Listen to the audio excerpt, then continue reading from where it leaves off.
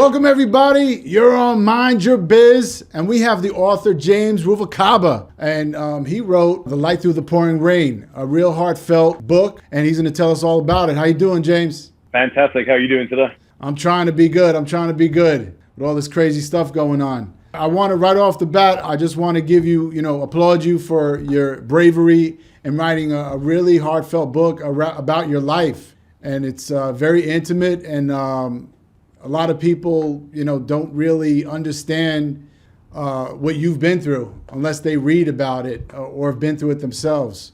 So without really further ado, tell me about a little bit about the book and what provoked you to write it. Sure. So the book is called The Light Through the Pouring Rain. It goes through the trials and tribulations of the relationship with my fiance and I.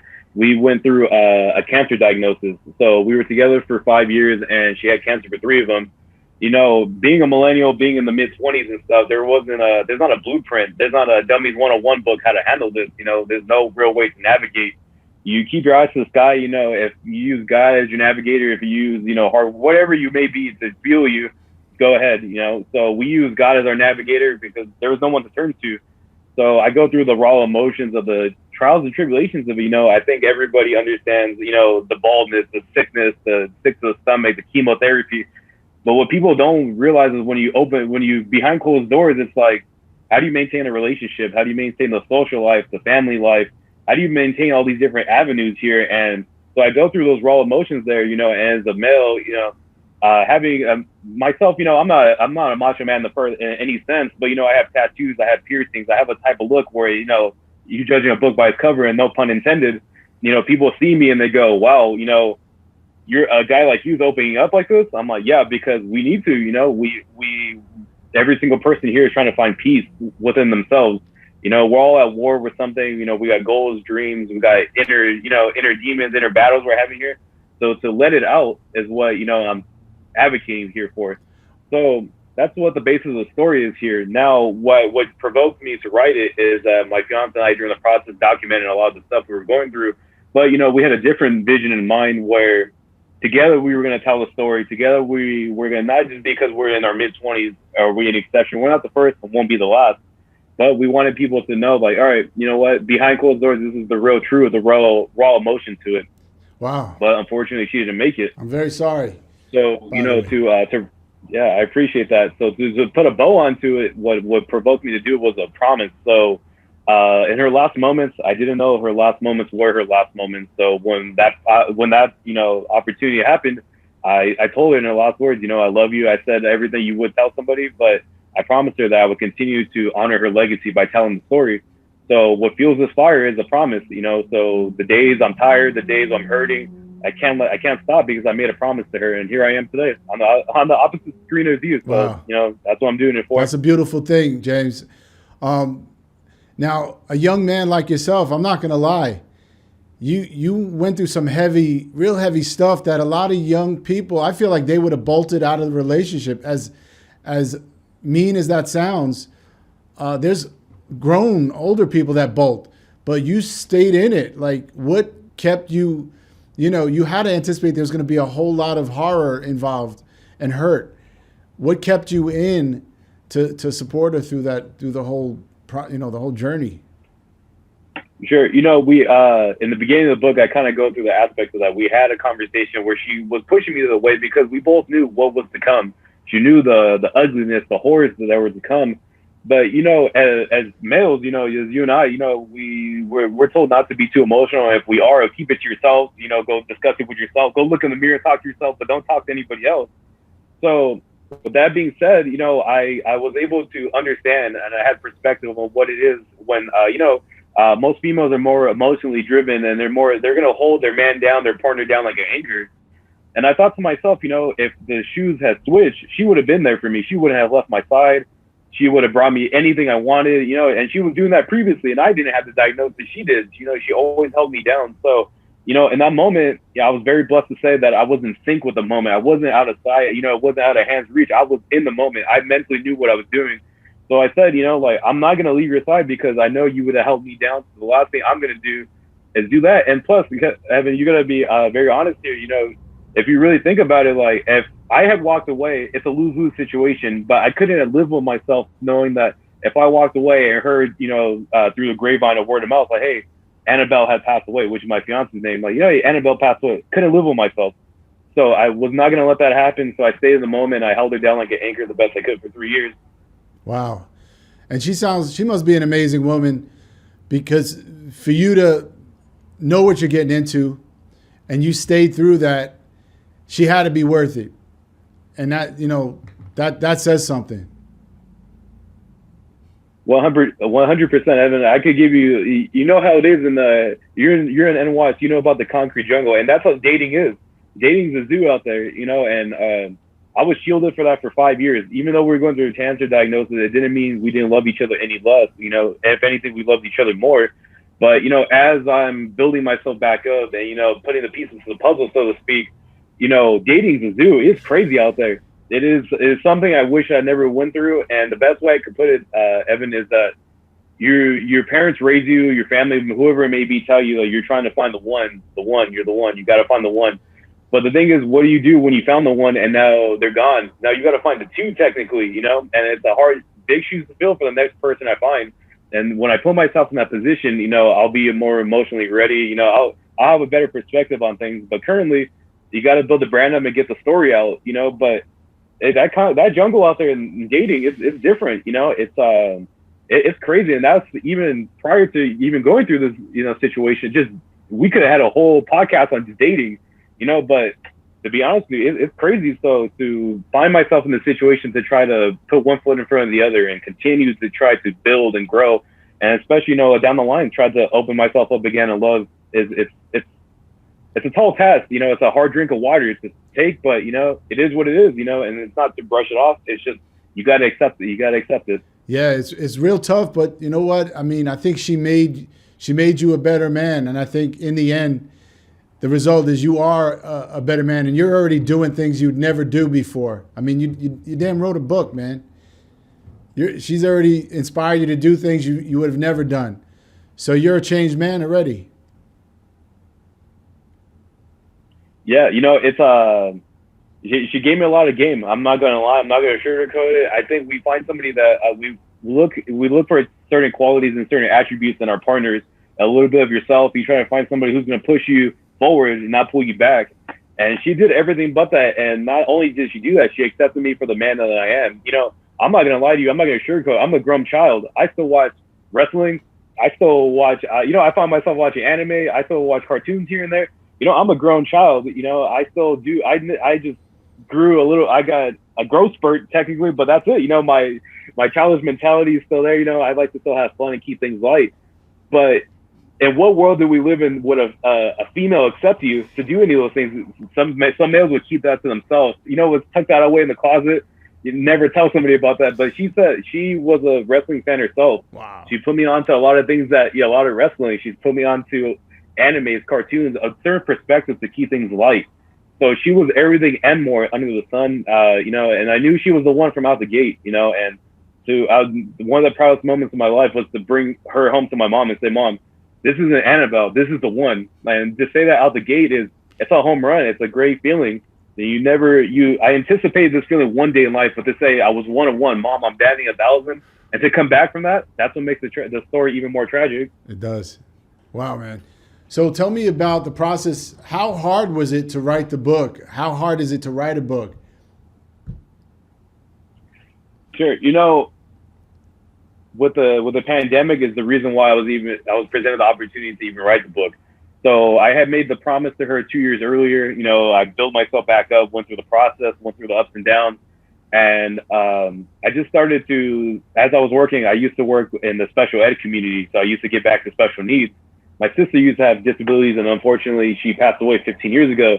So the oath to that, I devoted my time to get back to the community because, I saw doctors, nurses, staff, employees, and my parents too as well. They held her down, but I saw the ins and outs of that community. So I was like, you know what? They prolonged my sister's life, so let me get back to that community and help out. So that was my background prior to writing. So as I was, working in that field and I did a little personal training on the side, I would daydream constantly, like, what would be the perfect case scenario for you to write this book? You tell yourself mentally, if I got paid $1 million and stay at home, I'll do it. Even make believe scenarios. But in all honesty, that's what COVID did. I'm not saying I got $1 million, but what I'm saying is that, I had the opportunity to be able to still provide for the family and stay at home. So with that being said, I was in the two fields that happened to be taken out by COVID first. I was in special ed and the gym, and both those areas closed in California by like February. So I was already unemployed by that point. So, like everybody, I treated COVID like a vacation the first 2 weeks. I was like, oh, I'm just going to relax, eat. I was eating Pop-Tarts and washing it down with Oreos. So I was like, I'm just going to enjoy this, And then I just kept walking by the mirror. And I was, man, James, you got to do something. You got to do something. And eventually, I was like, all right, let me just start walking and walking. So I made a routine. Because I tried initially to try to write, but you get that writer's block. You're like, what do I start? But if you use the endorphin high from a workout, you're on cloud nine. It's free flowing in the mind. So I took advantage of it. So I just walked, try to lose weight, and then just write. Every single day, I just try to say, let me get a chapter a day.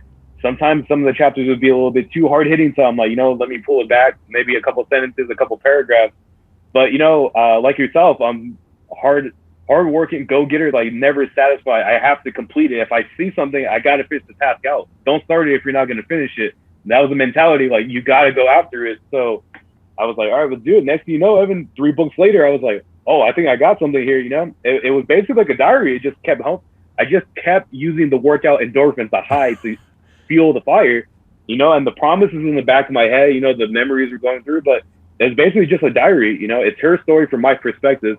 And with the other 2 books, it's about just moving on, basically where I'm at today. So, it was free flowing. It's crazy that COVID presented it, how the stars aligned on this one. Wow. That's great, man. I love that you just sprung right into it and you did it.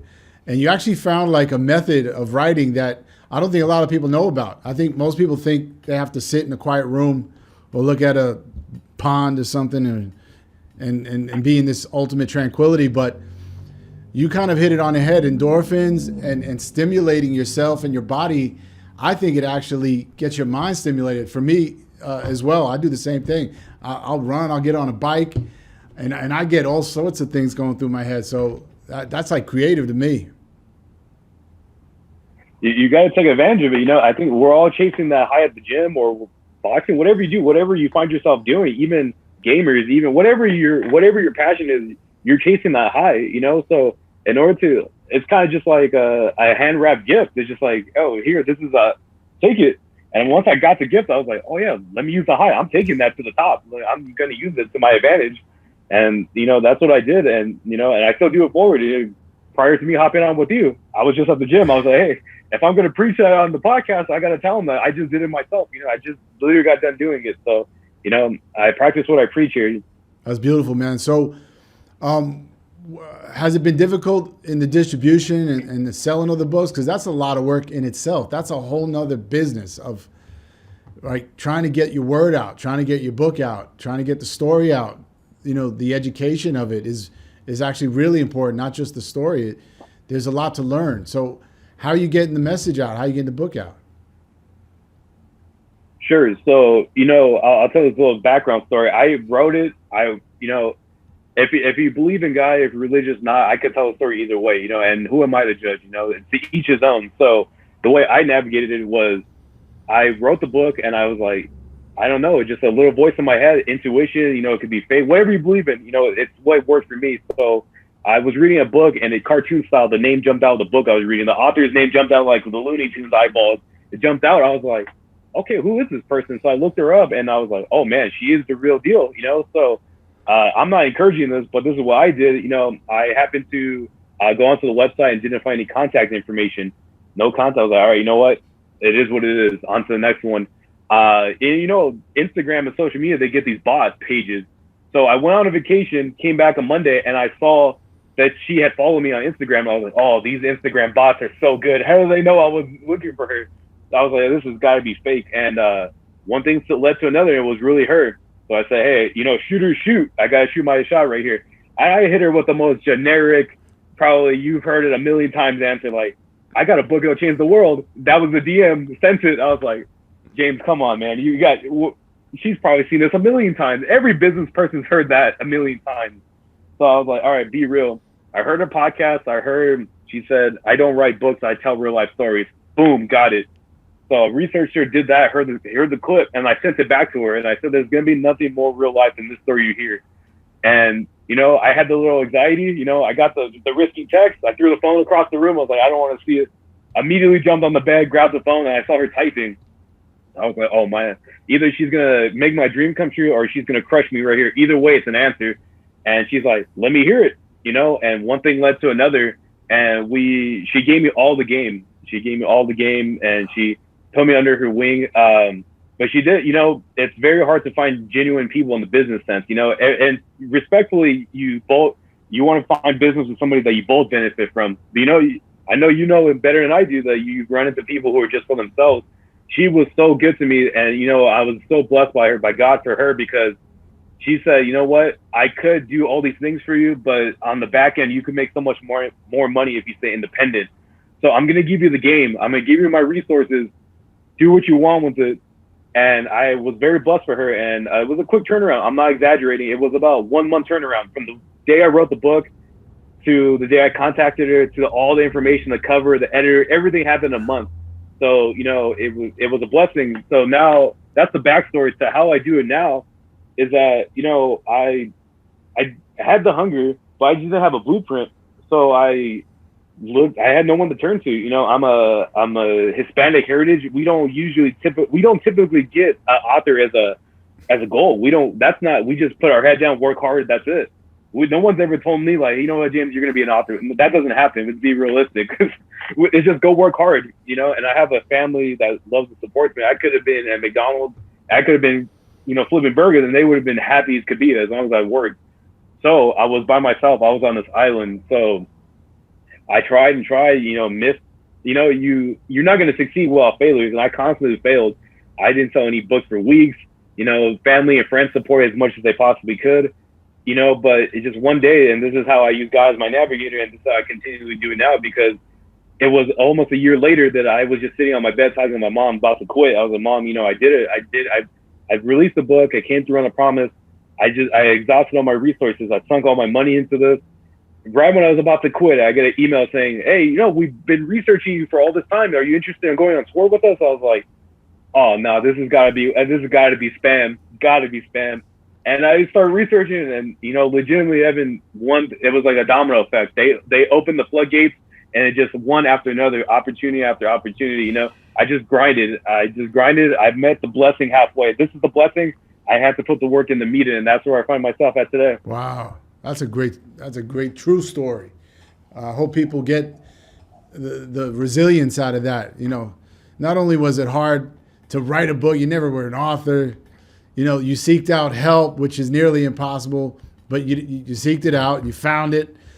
But, obviously there's some blessing, there's some luck, whatever you want to call it. But you did the hard work, man. You went through a real tragic story. You turned it into something positive. I mean, man, it's just a beautiful thing all the way around. And I could see you, mentoring other new authors to share their story. So I'm sure that's in your future, if it isn't already, right? There.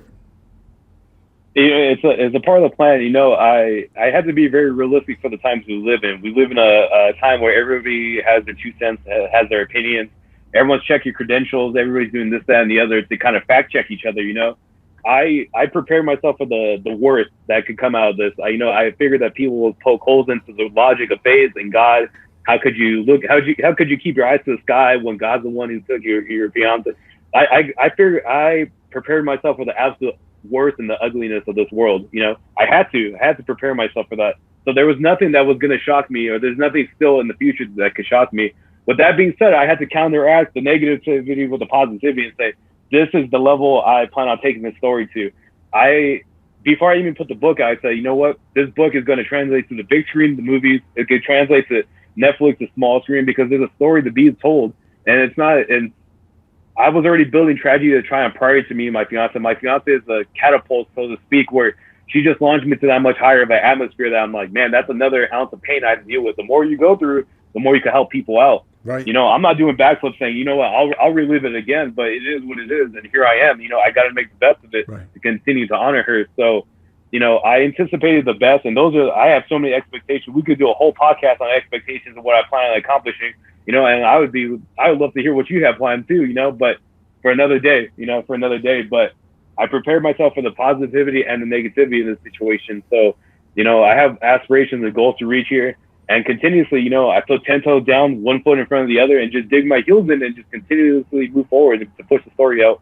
Wow, that's a beautiful thing. And that was my next question, actually, was, how do we get this on TV, man? How do we get this on Netflix?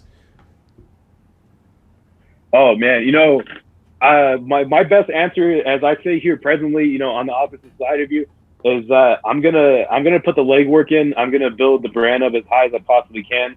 I'm gonna build my character up. I'm gonna build that I could, I'm gonna showcase my talent. And I want to give you a quick backstory. I don't have the reason why this translates so well is because I don't have a writing background. I actually, not only did I work in special ed, I was actually in special ed classes.